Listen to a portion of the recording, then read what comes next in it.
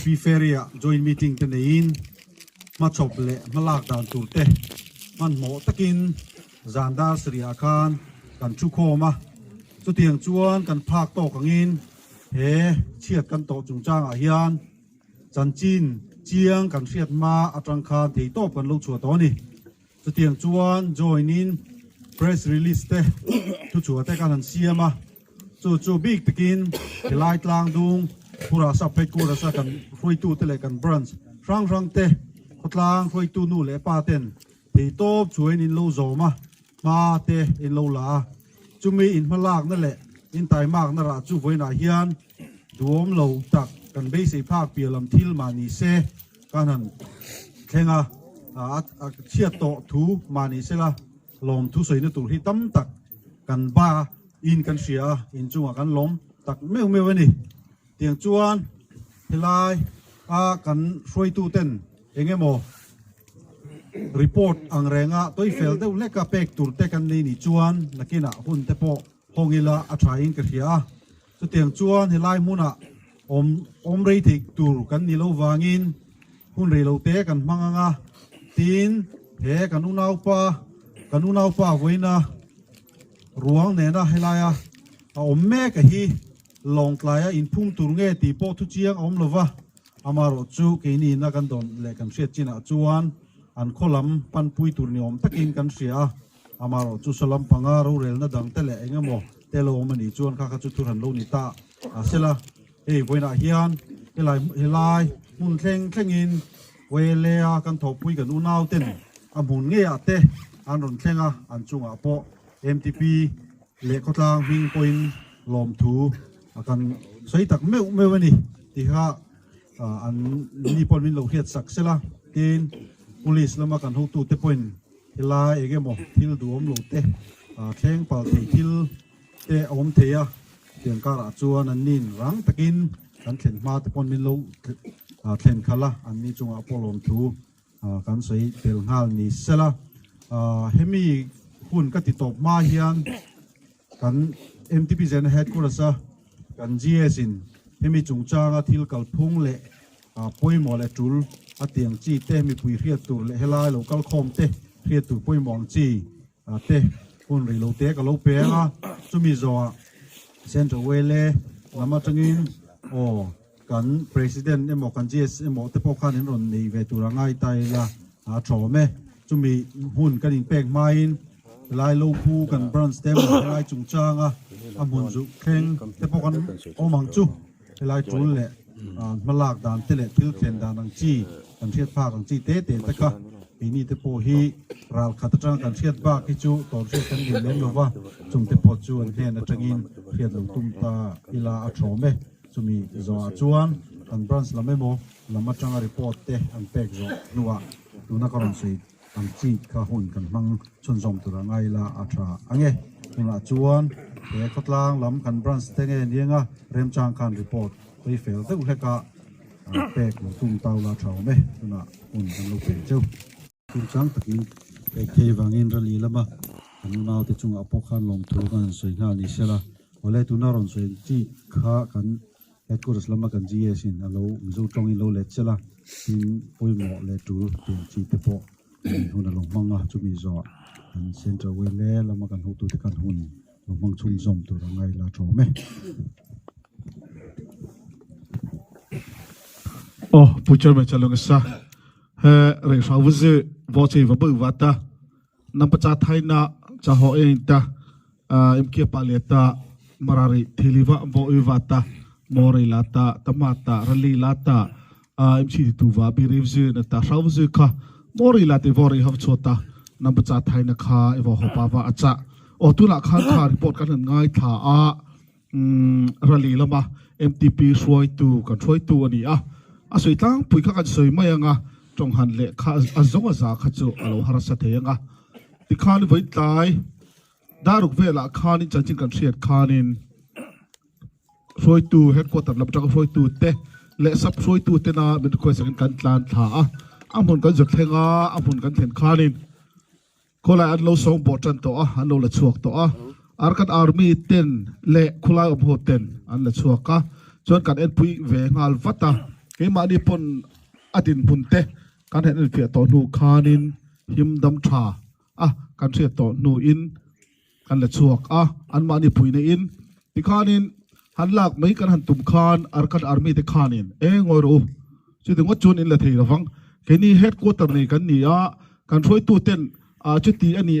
in la thei ti ngot lo chuan in in lak kha avarem om lo ve min ti mare chu ke ni po khan ngoi ro ke ni po headquarter throi tu nei kan ni ve kan ho tu ten chu ti kha ti chu in ti ngai ni min ti ani lo chuan in thalawang an kan in ti mara chu anuwa khanin thu kan in rem ta kan la chuak thei ta lungoi takin kan thur chawa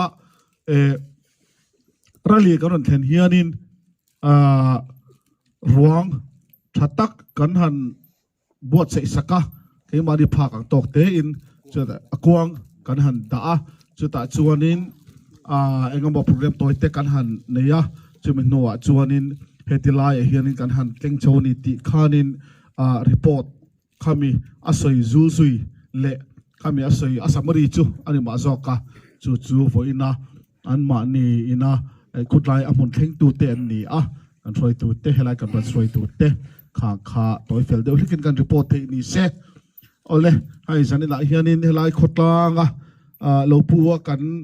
khotlang throi tu te vc te le kan nu le pa te kan branch te le sai la kan throi tu te le helai a khosim sim ho te in tleivar to di to bera hei tu na hian in zom hle maya kan unaw driver pickup driver kan unaw ruang ini pon arampum ngong ani to tu na hian amaram chau ni lova alai ram chau ni lova amizoram pum ngong thil ani to awangin keini MTP jana headquarters le ni china ka chairman se khan central wayele te chuanin ngun thuk takin mani ti top lavin kan pati hian join zeli thil kan ti nimin lama po khanin feria khanin zandar som kan theng zak baya kami PR chu tur po khanin zingdar khandar ni keni administrator ho peichu dar thum lama kan muti ti toni chu ti chuanin kan din hun ani kan ngai vena ril ro le ti tak zetin kan thuak zong seng kan ngai vena chu chang ni lavin atiang thil thena wang hianin adin mundik tak hi enge ani tuna hian khoya nge om eng din huna chi nge om ti kan thri tu awangin vo in tlai dar thum tang khanin mararamma barmalam sumdon na motor lu chuak shrim chu headquarter tang khan PR kan chu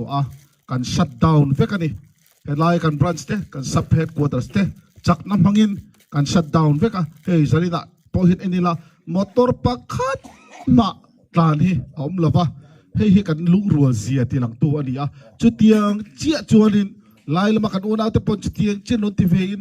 mat motor pakhat ma tlan to lawani ma se thulo bom takan han sele zela te khan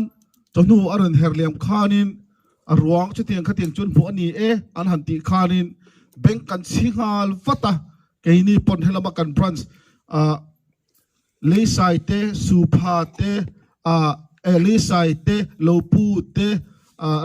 kulbarli te kan han phone sub headquarters pura tenen kan chok boy chara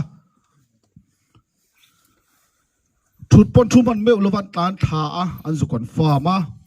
chuminua kini kan unaw te central wayle kan unaw te kan pasil ve ngal fata kan vari le message kha chitiang chuni kan confirm kan ti to nu khanin kini po mong vom bang main in siam sung in si ha tang te long tlai tang ten ron tlanin helai mun hi kanon tlana ni khotina phe thom sia alom zela kan branch tin te khotina om ten minlo buaka thingpuilum minlo intira kan ril tram kan tui halan lava kan sep headquarters kan nu le pa te phura mi te kan ril tram an hlaw em chatui tak zan rei to nu apo mi siam saka kan zavai mai zanin ro kalho helai ruang ron muak tu song ta hianin cho lui tui tak bi siam saka chu chang de lavin ron tlan le selin mi puwa tepo khodanga tepo thingpui tui tak satak belo intira zan khobo ta tan kan ni wangin belo tu ta ni zalina hian kai ni po hi chia to thu ni ma se himdam taka melhem lava arwang om la mun taka kan thlen thi tur hi kan loma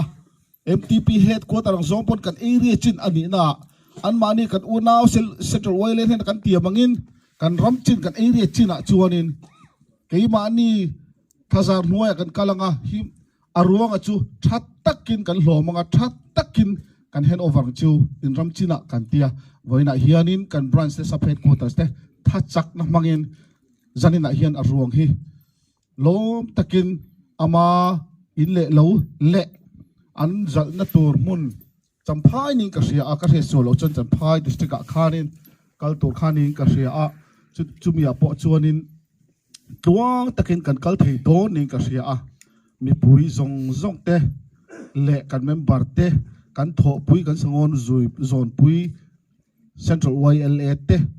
kan nu le pa sang te helai kan VC ti chunga po hianin lom phu atharin ka soini se ato perratan hei zanin hi thihna thilte nema se hei hian a kan phalam hun zel atan min aware tu min ti har tu thil tam taka ni ro se ti hi kan savai an atharin setharila kadua ni chena kan chairman le kan president MTP head ko da soi ang khanin social media khovel ani a zanin a hianin thu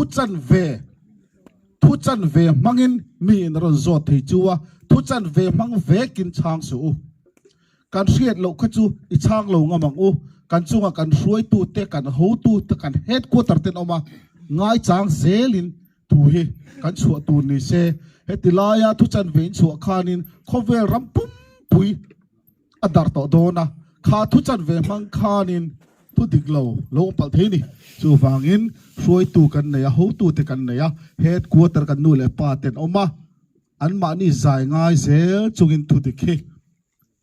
a chualo hun pon social media lo flash angai pon kan ti tu ni se hei zanin thleng hianin road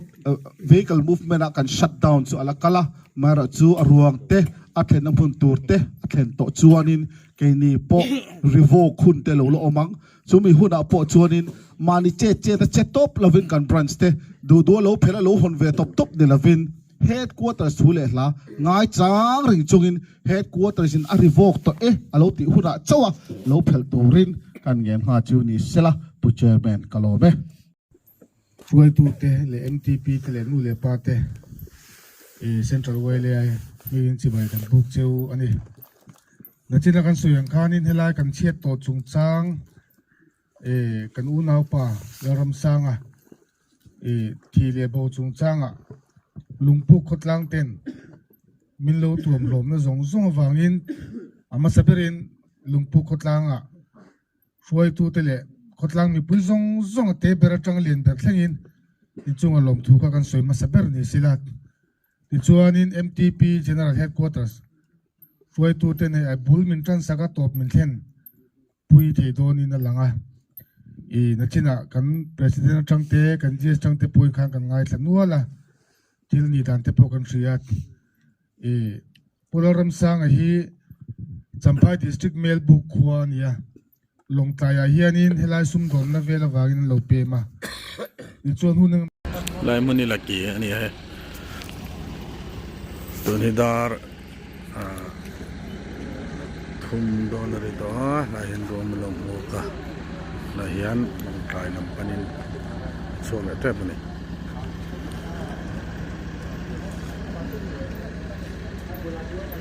be le Gì ngay thì lâu, gì ngay thì lâu.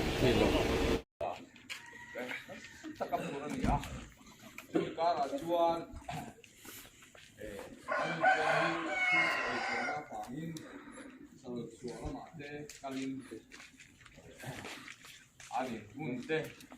alpa enjoy kan tumin mun hut takatanin long tai eo sim thuna te omin tiang in lang tangin salat lam Dunia. press meet kan hanin kan sanai hi kan shabekin kariga kan district chu abik takin ALC weng Longplaya Chente Lalramsanga kumsum pasari ani thihna awanga inko lethil sarkaranga district magistrate kan in angte tin SP lam district law and order kumputet kan in zona kan lak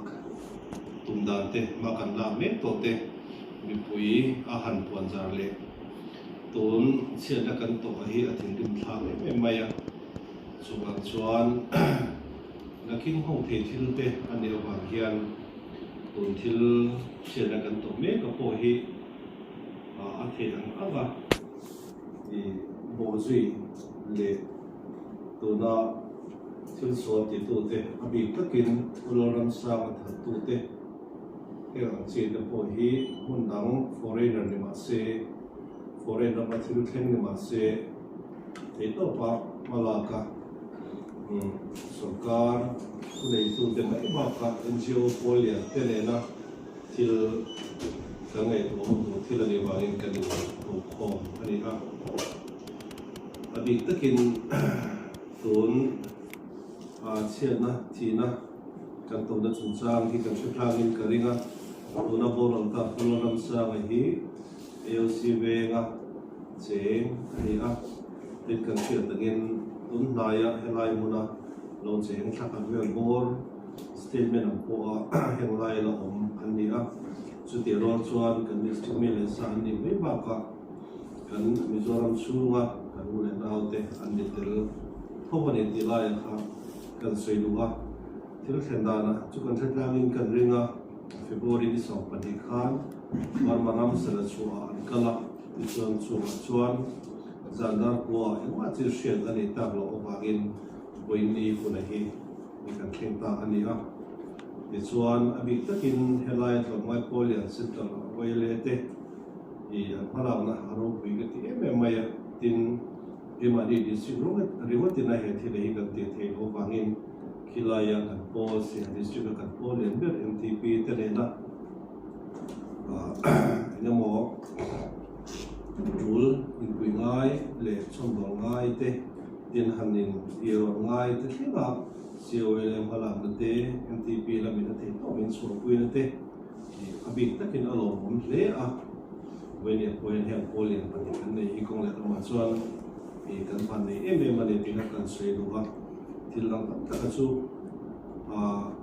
kan setlangin karinga sei lu tu to lo ba tun din mona chuan khetiang anga kan bolwa tina hian le e mani mi le sa te nilovina kinglai mi tena minor mi tena kan chuan kan tha chungchang hian tuna district magistrate kanina puin ni order kan chuanga chuan kinglaya international border area shimshim mai inkal of Helovin itlani chumatan tugan sumanga tin na chumi ba kan chuan bungwa in sundom na shimshim kalkong in thon chuang po hi kilai pela ingamo sundom na kalkong shimshim movement of boy kan khadon ani tikha kan soiduwa sundom na issue shimshim state poina state issue polilo union issue the union is the very one sumdon na trading shim don se pahi chu union li samone wa in sumdon na til union thuni na ania ma se ke ni na kan ti we the thung ga lo chu a movement ta hi kan control the ni chu ang son we ni ko hian bo in thon chu a movement shim mai hi ni chu ma ta kan kha phot do na ni tin chu mi ba ka chuan kan thamai ko te na Roman na til tu ngai dam te ane ni point sarkar ka point kan tu mo pani tilaya ka o te in masara kan seidu a chuan the SB ani te mo puna sam ria ti na hil tilang ta ka chuan til kan tu ti tu te dan loya rom amu ta kan chen la la ko re a omani chu te po chu kan SP kan so ma tin chu mi ba ka chuan kan central way president oma king laya am ba kim na chungchang sugar tu te po report te po kan lai te me thonga press meet ma ta se chu mi ma chun ke ma ni atanga ai mo so te le ko na te omani kon boi chu open te win e thil do se ka na nge yeah una kan chat to san ki mai la van duai na o ani danga se kan khan una nuna chan ta hi Lalramsanga kum ka sari ne pa hi Lalramsanga ani anu le pa ta ki chu una Falkland chen ai zo Falkland be na chen ya chana ma Lalramsanga hi melbu ga nu pui nei va min melbu ga khosa ani ya chuan laya ai zo na va min lom la e o se ve na hi loi na nom le ta yang chuan anau chia a hi lal thamon kha helai lom lai council benga lawan ya ni tukum di khat chu om to helaya yang chuan ti ga motor te bung ro pura izong ni wang khan ni so ba kharzana marmalam sai sala chwa lama bung ro wat da turin an kalla chuan tu zi kan ngai thang khan ni so ba ni tlai dali velan kenga chuan an bungrua kha an lo mai theilowania JCB hmangte an lo tangai ma khan an ma nalama ke khan motora ten lo chola zandaria dona ria mai do ne an ti bang khan a chote bo ila tin bul hotel am ve deu ani me am chu hotel ti po khan rap in khan maya a chuan wei mo por to ren kala chuan an cho này tất mà khan dù thế bộ anh ấy nó này mà đi xảy ra điอย่างชวนเอารำสร้างไอ้เรื่องที่มันสิ่งนั้นชวนอันชัวร์ก็ก็ชัวร์ตัวทัวร์สวยเล่มหรือว่าอันที่เองมาพวกอันนี้จะเชื่อหรือว่าที่อย่างชวนว่าชัวร์ก็ข้าเราเล่นเลยแต่ไม่บอกสิหรือว่าว่าจงกว่าละจงกว่านั่นละมาข้าทำมอเตอร์บอกมุตาอันเช่นนั้นจังไม่ตัดสมดีเวลก็มอเตอร์ข้าบอกมุตาไม่อะฉะนั้นมอเตอร์ข้าsalam local meet motor yada pick up le rexo hitia na loading do na tia chu kemin of tai le dewa maro chu atai kha che lutu gam poda lang lem lowa ama ko motor phei chu en ma che lo tia den chu nia ma selo in kal thap box ya angai kha thap lo lan lutu ka nei lem lo ni tu vaminan zong pol vela bulte mi tu manam lon mure de wek to boxia chonan hotel chomna lam hana le ta alo ko ve mayang khoya mo anin ti hak lo ka niang ne ti arin khan ko san na chuan an ni ho ka chu motor ate mo motor bula khanin hotel tha an riak maya a hotel chunga ko han riak chom lo wa tiang kholaya te mu de mai ni ba khan u po kharon kal vele mai tur an be se ni na chuan zing lo nia alo le ta box si lo khan ama bok lo thmona bok khan an bo zong kual le a motor kha om ngai an tho khan lo box ya zing da ru vele ni to wangin mien lo tho de nual to chu wang chen mi lo om hok den zo ta thiamang angin sa prong thiamang angin kan zo ko la tia yang chuan ni khaning ma kan thelo ti nan chang zel box ya ra chuan mi pakhat ke ai sang de atia no pang lam ve de box chu ni atia chu chuan au motor cha bi le license kha driving license kha alo pe taringota chuan motor hi da san lo han ti ta chuan motor an da san do motor an ena kha na chunga au mobile phone kha dashboard chu han lo ngot boka tiang chu thilom da na nia Toranda sana katir na yung saklauta khanin siyente puna an zong kual vela tlai dar di kendo thon zong kual ni chu unsak sama solai sala chua inen security office te sarkar lam ang dewan ngai office sam te ko kal kwal na sa tia ten chuan ko kwal zela ato pa chuan ang aya bok mi ko lut le an tia tia vel chu nia chu wang chanan bei do min helam long lai lam te phone in ni helam pang atangin alo ko support mai ro ti anon chaw ga ni na pick up cs ti pang tang te ko in ten chang ron ko san ta khania chuan ni min tlaya kan sei da set angin ni min ni som le panga chon nu da thum bor vela salai sala chuan le chung tu pui ri na inte maya salai chuan lu ya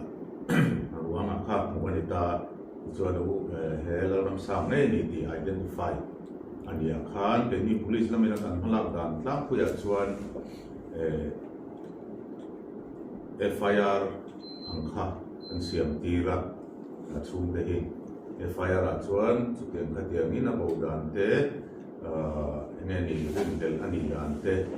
ni ku tur ne thi ni arin hel ani dan kha FIR a lama chu mi wang chuan FIR kha kan register mal case kan register tinani chu case kan register a second case register hi 0 FIR kan tia a case number ha 0 kan pe meya chan chu kan jurisdiction ani lem lo bangin a thil thlen na mun kha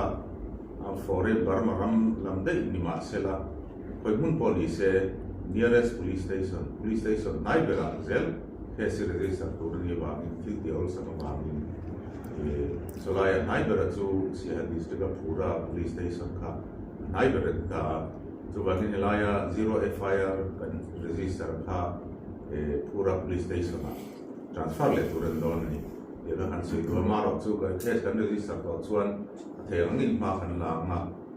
a chui na ania mo postmortem ma ania mo en ki ma kan la ma statement kan report ma helaya chu tukin singa wang lo theng ta chuan postmortem examination kha helai no plai district hospital a ti tira ti ro to a chuan inquest kan ti te police na ni yemen ang neto ang check thok na external injury ang chi check na kha an ya chuan postmortem chuan chungri tak an postmortem le chun maya ten chuan chumi result chu kan lo se lo nangin yam te now dem de ero chu katma ang vel te chu om ve ani mai the chung chu ani ya chu mi wa ani wang chuan ke ni chuan murder case under section 103 clause 1 BNS kan ti kha ma IPC murder case kan ti tok ania yang chu kan register murder case ayan a punishment chu murder proof ani chuan a punishment ni na ok maya death penalty or life imprisonment and tok maya ani lo chuan proof thei lo ani chuan a court hiani an case niam zo ka han ti tlak chang in nei thu boka kal people misai kan tiang chi te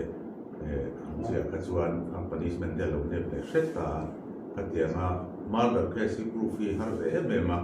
chan chu intention what di du na ru tak nei ani em ti lai ka proof ngai ta lai ta ka chu proof the ngam chu ka thelo in accuse ate hi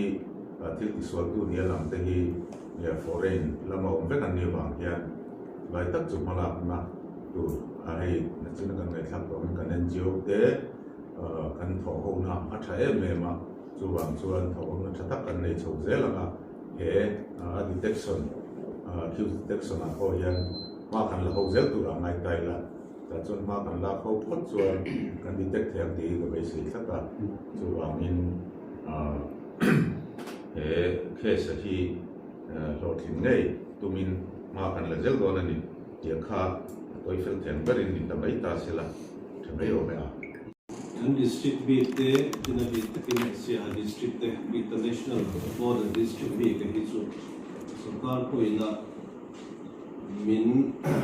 ngai tua bi atu na sine hi ko fiu maya din to din na hian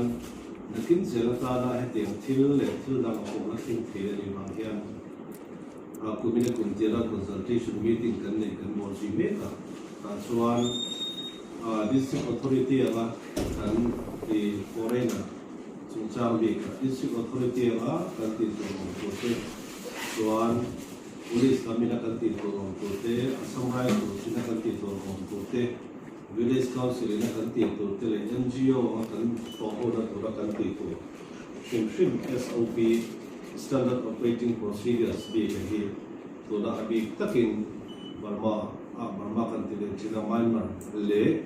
to na sundon to na kan kui bi ka hi chon kan do ma tin district council ina ati to ro po kan ro man telani chu rei lo te a kan la soyo howa kan la ai to hole to ra kan nga ya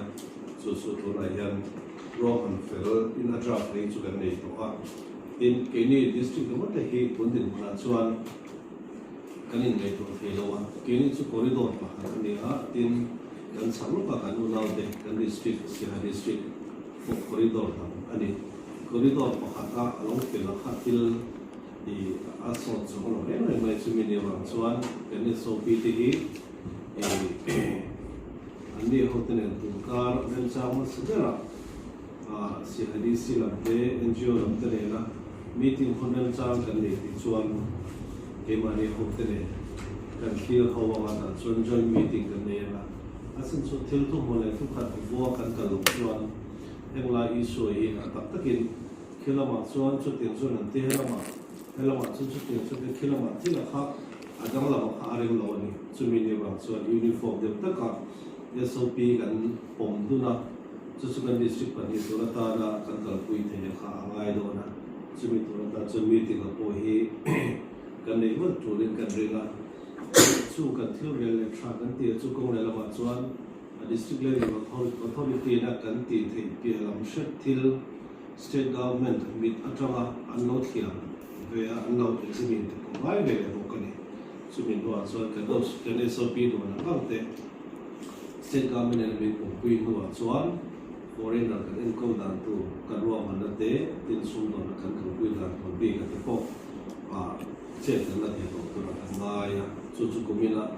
kan na pui asaka ni ha chung thil te atanga kan ti chuan to na kan sum do na thil tam ta kan do te tin kan khotwala imani mi le sa ni lo in le khole tui ni le lo ina heke ro tu ka thil sum do na an ti me ba ka kan bul na ya an ren te hi ka kin chena ta na thil ki lo ra le ma rin to hi am bul chana to na chen la ka ya tu ra ni kan te chu kan ma thi ra ni ti kha kan sei lo report kan me so ka di